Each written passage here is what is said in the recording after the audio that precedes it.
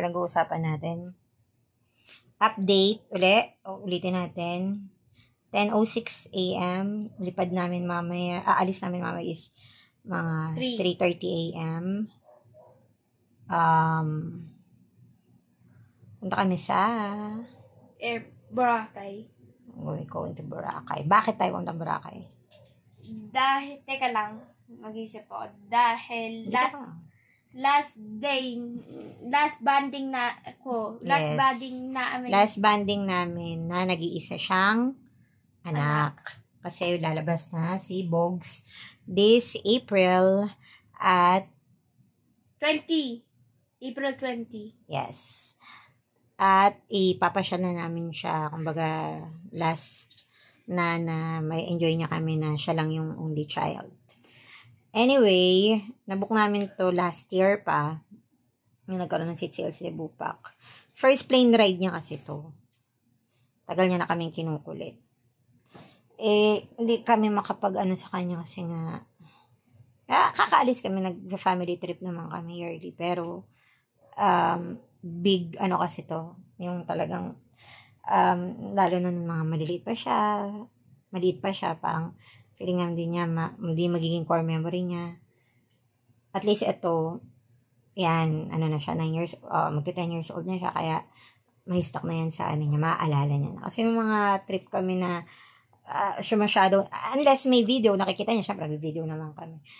Nakikita niya, okay, pero may mga dumadaplis na lang sa hindi niya na naaalala. So, eto, at least, ma-stuck na talaga na core memory niya. Anyway, so, ang kailangan na lang namin ginawa ko tong video na to para maalala ko na pa mga anak. Ay, hindi pa na ay packet ay sleepers. Ano pa na? Tsaka vitamins. Vitamins. Kasi ginagamit pa niya, iniinom pa namin. So, hindi ko pa pinak. Tapos kasi kailangan walang 100 ml. Ang laki ng, ang taas ng vitamins niya. Hindi ko nga alam kung paano ko iniyaan. May regs ako. Tapos, mag-print pa ng itinerary tsaka boarding pass. Hindi mo naman necessarily kailangan i-print. Pero kasi, gusto ko rin may hard copy plus, special, kasi buntis ako. So, i-attach ko kasi siya sa mga documents na nagpapakita yung period ko sa pregnancy. Kasi, pag 34 weeks ka na sa pregnancy mo, marami ng requirements na kailangan. Ako nasa 28 weeks pa lang ako, going 29. Kaya, goods pa lang naman. May kailangan nang i-double check nila na, siyempre, ang laki ng tiyan mo, tapos sasabihin mo na, 28. Di ba pwedeng gano'n? Kailangan may proof ka na, nasa 29 weeks of pregnancy ako, ganyan. So, ba't nga ba may alis? At saan kami pupunta? Alis kami kasi this year, big, kami, 10. Ang, namin, atake namin this year. Kasi, 10th year anniversary namin ni Daddy, 10th year niya sa company, magte 10 years old si Emma, at on our 10th year together as a married couple, bibigyan na naman kami ng isa pang bundle of joy. So, big 10s lahat. Kaya, inisip namin, siguro, actually, hindi naman to, kasi nabook na namin to last year pa. Surprise, to sa amin, ni God. Kaya nga ang una ko agad naisip na buntis ako, malaki na tiyan ko pag lumipad, payagan kaya ako ng airline. O kaya, payagan kaya ako ng OB ko. O kaya ko pa, kasi high risk pregnancy na ako. So anyway, okay naman, goods, lahat ng awa ng Diyos, thank you Lord. Goods lahat ng mga laboratories ko and ultrasounds ko, goods. Kaya, binigyan naman ako ng, kahit hindi naman binigyan ako ng fit to travel na medical certificate ng OB ko. Kaya, goods to go tayo. So, bakit ngayon February? Kasi, bukod sa, birthday na ni Daddy kasi. Ito, birthday week niya to. Tapos, dito magsa-celebrate kami ng Valentine's Day namin kasi 10th year together as a married couple. Ayun nga, first plane ride ni Emma. First plane mo to, na anong mga expectation mo? Sa unang ride mo sa airplane, anong mga expectation mo? Sa plane lang? Oo, anong mga naiisip mong Makita lang yung window ko. Gusto mo makita yung mga clouds? Yes. Gusto niya makita yung mga clouds. Sa Boracay, anong expectation mo sa Boracay? Gusto mong makita yung white sand? Yes. Sand pa? lang. Tsaka, anong gagawin mo? Gagawin ko? So, mag-isip po ako. Ang gawin ko, magbabay ako dun. Kahit ano dun sa D-Mall, tama? Yes. Tsaka bibigyan ko mga kaklase ko na ano. Pasalubong. Yes. Kaya kay Eunice. Ang naisip niya agad pa uwi.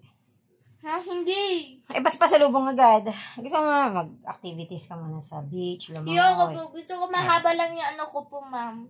Yung life ko po. Mahaba yung life Para hindi uwi na agad po.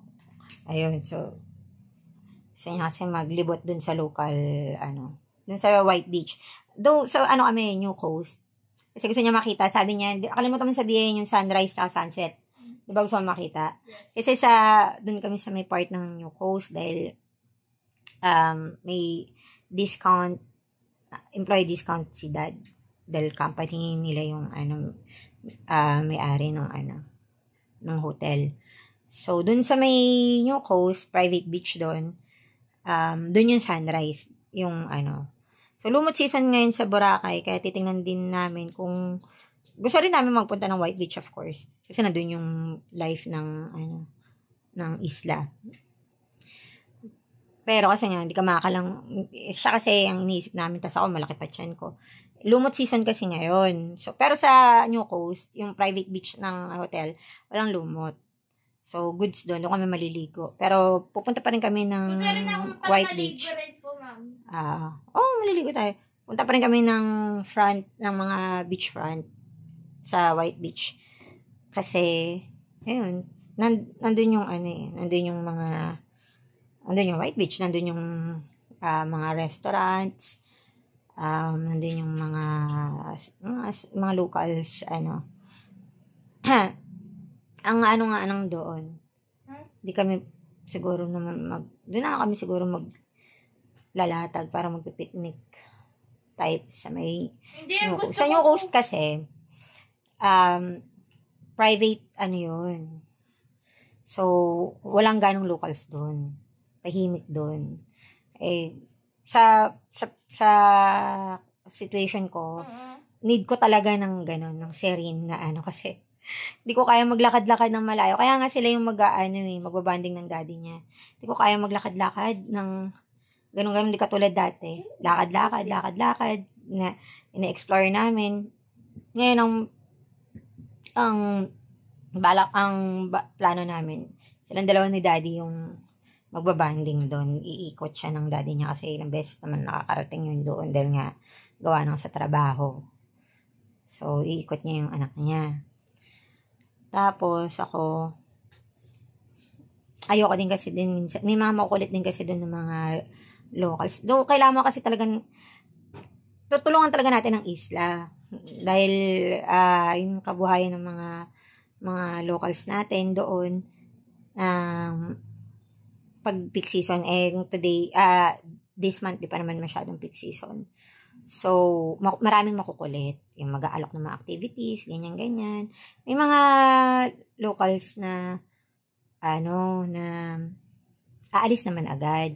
Pag sinabi mong, hindi kasi interesado, gano'n. Pero kasi may mga makukulit talaga. Makakatsyempo ka talaga na makukulit talaga. Pero ayun,